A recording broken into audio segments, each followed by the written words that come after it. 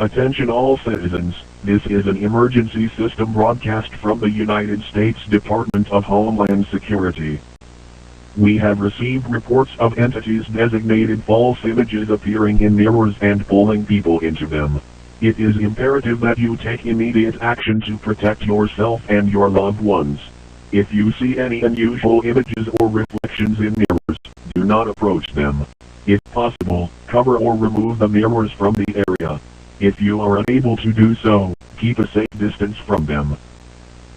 If you or anyone you know has been pulled into a mirror by false image, do not attempt to rescue them on your own. Contact emergency services immediately and provide them with the location of the incident. We are working with local authorities and experts to investigate the source of these entities and find a solution to this crisis. In the meantime, please remain vigilant and avoid any interactions with mirrors until further notice.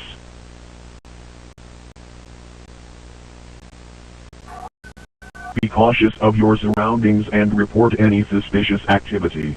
Stay tuned to this broadcast for further updates and instructions. Your safety is our top priority.